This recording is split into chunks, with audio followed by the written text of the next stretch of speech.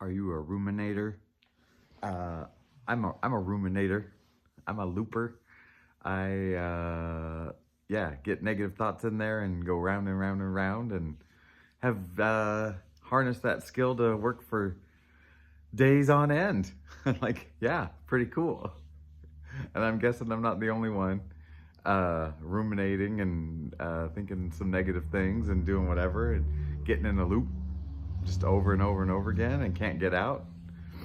Yeah, loop. There it is. Welcome back or welcome here, except for Noah. As we discussed yesterday, Noah. Um, yeah, no. Everybody else, though, come on in.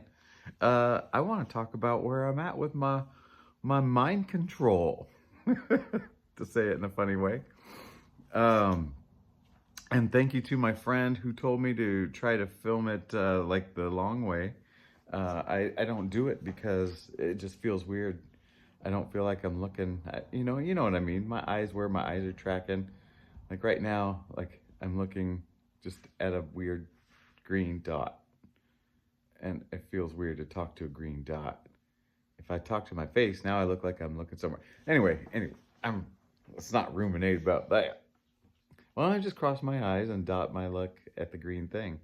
Okay, so um, I have I've gotten to a great place this spiritual whatever, and I realize that I am part mammal and part God, and I am learning to clear my mind and to accept everything as it is and experience it as it is.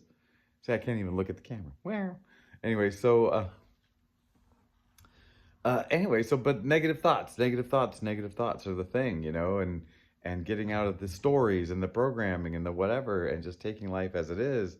And I've done the healing, but things still pop up, and I've gotten really good at working on it. Like, instead of getting wrapped up in negative thoughts and getting carried away in a whole story, a new ugly story presents itself, I am like, whoa, I just felt really rotten for about a minute. Oh, that's what's going on. Okay. Well, anyway, uh, I've been feeling super excited about being able to do that. And then something really interesting, very interesting happened. And it's related to YouTube because, I've been putting videos out. So this is a part of what's going on in my life. And it's been really interesting to watch the number of views. And I've been fine with like a few views, a few views, a few views. And, my my dumbest video, or my least authentic video that I ever made in the early beginning, uh, I was just like, oh, this sounds, it's New Year's time, I'll make something about, positive encouragement. But that's not where my mind was, and so it was a little inauthentic. And it had 16 views, which was like a crazy amount. I know it sounds funny. It sounds funny if you're watching this in 2026 or something, and I'm like super, super famous. But right now I am not in May of 2025. And so yeah, 16 views was my big one, and I was like kind of embarrassing because it was like, it's not my good one. It's not the one where I had something to say or ask or whatever. I think once I got rolling in it, I said stuff from the heart, but whatever. And then I made this video about like kind of taking blame and ownership and responsibility, not blame, but responsibility for what's wrong with the country, the world, but the country. And I got 280 views, and it was just starting to go crazy. And I was like, woo. And then I made a video to follow up a week later saying, this is what I'm going to do to solve it, basically. And it like shut down, like the whole thing shut down. Nothing got views. I got 0 views for a month. Like, I was like, okay. And I wasn't upset, but I was like super, super curious. And I was wondering, like, did I say something too good, too dangerous, whatever? Anyway, I'm going way long story on this. But I'm still making videos, and then I made one about how life works, and I got like 32, you know, and I was like, well, that's double that 16 one, and this was authentic, and you know, it's not the 282 one, whatever, but and then I made the silliest video of all time. I don't know why I did it. I don't know why I felt compelled to do it. I didn't tag it. I didn't put any description. There was no sound. I just made faces in the camera, and at one point took off my shirt, and um,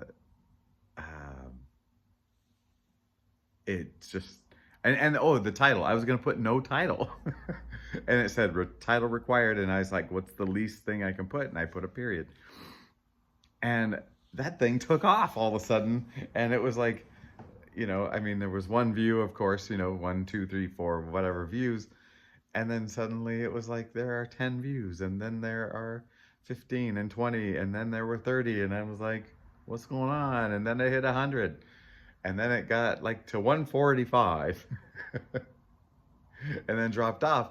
But it was really exciting to watch it take off because all of my other ones got threes and fours or zeros, you know? And then all of a sudden I'm watching this thing, and it's fun because, you know, I'm watching a graph, and graphs do crazy things. And, you know, when you look at a graph and you close off parts of it, you see just whatever. You got to zoom out to see the whole thing. And I was just super curious about the big zoom out. Like, where are we going? Is this what's going to blow it up? And I thought, it's so silly, uh, but maybe it'll bring people in, and then, you know, now I've got a channel moving in, whatever. And by the way, a couple of people subscribed. One subscribed because of that video. And I hope you see more. I hope you're looking for more than just a weirdy, facey guy. Yeah. Or welcome, you guys, and thank you for coming.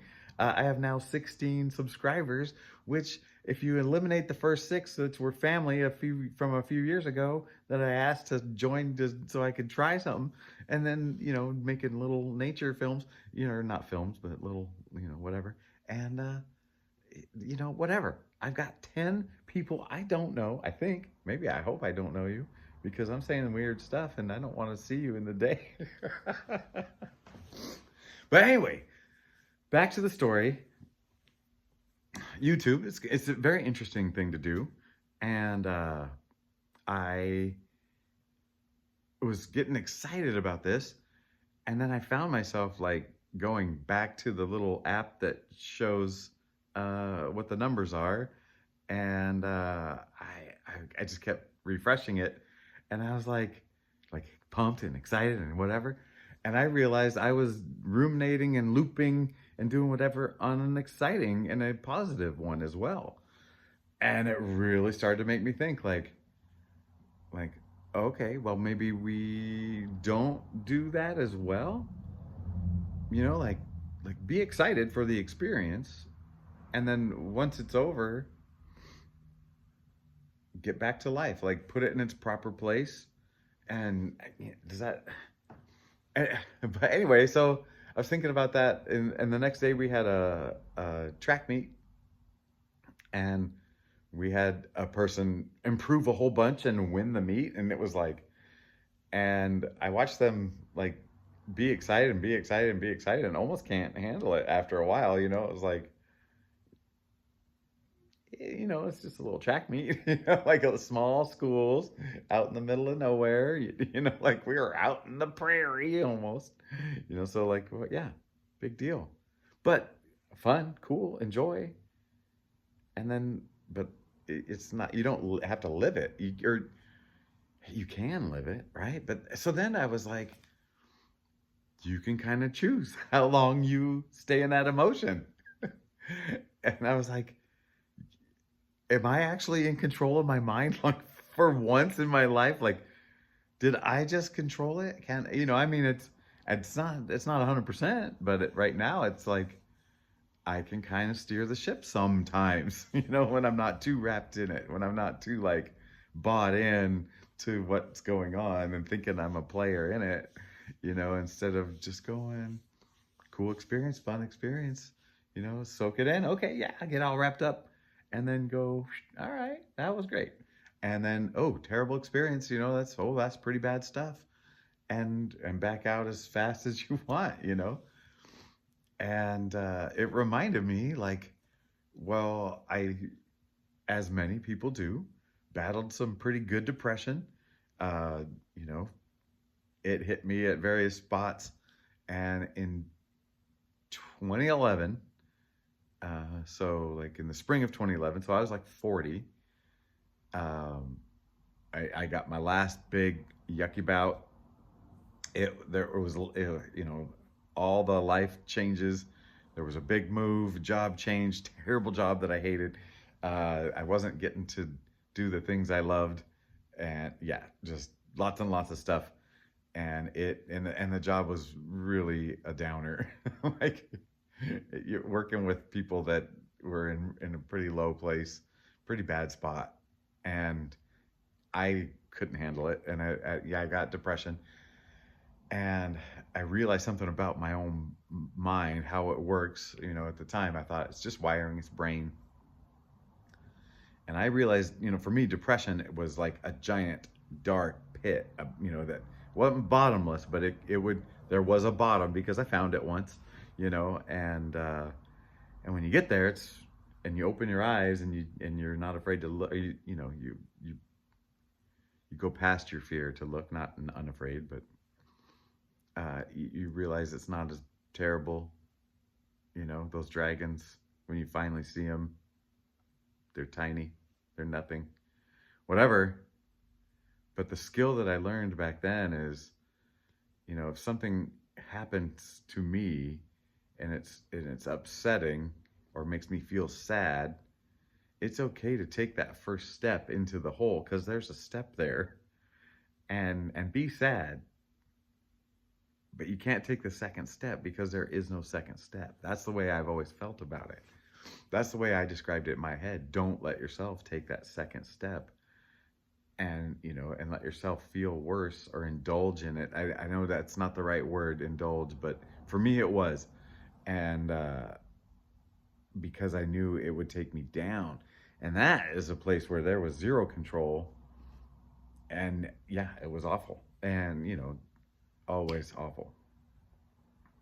And now I'm like, wait a minute. So that's been 14 years of life, things that happen in life from the age 40 to 54. That's a nice chunk of years, like, life years. It's not like, oh, that's just development, or that's just old age, or that's just whatever. It's like, no, that's a meaty part of your life.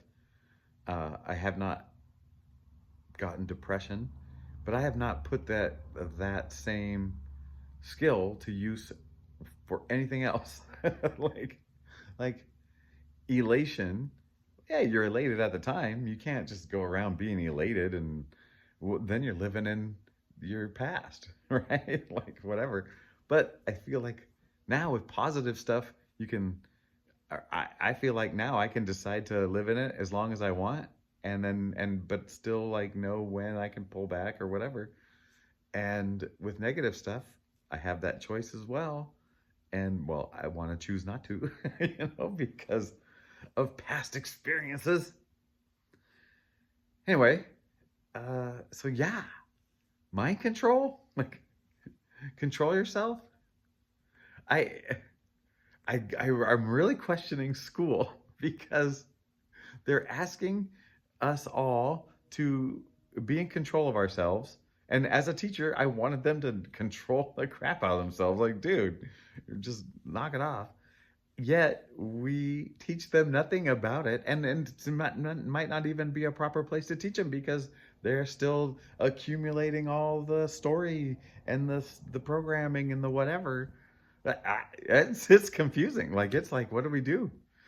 Yeah, because I've started to think about, like, all the stuff I try to do and shield things, for kids, and soften the blow and whatever. And it's like, do we even need to do that? Can we just let them have it and, like, here we go, like, go for it, live your story, figure it out, but then maybe drop some clues along the way about, like, hey, This is a story. What you're living is a story that you're making up, you know, like I don't know. I don't know. We'll figure it out. What time we got here? Have I talked plenty? Can I say goodbye? Am I going to learn how to ever say goodbye? See you later. I don't, because we're not going to be goodbye forever.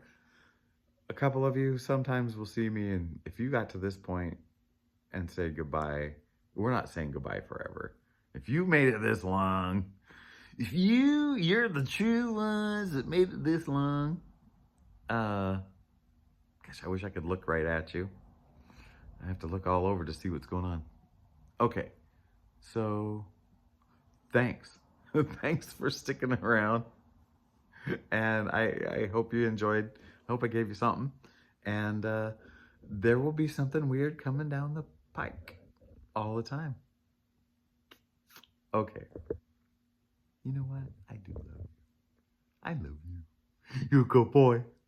You're a good boy.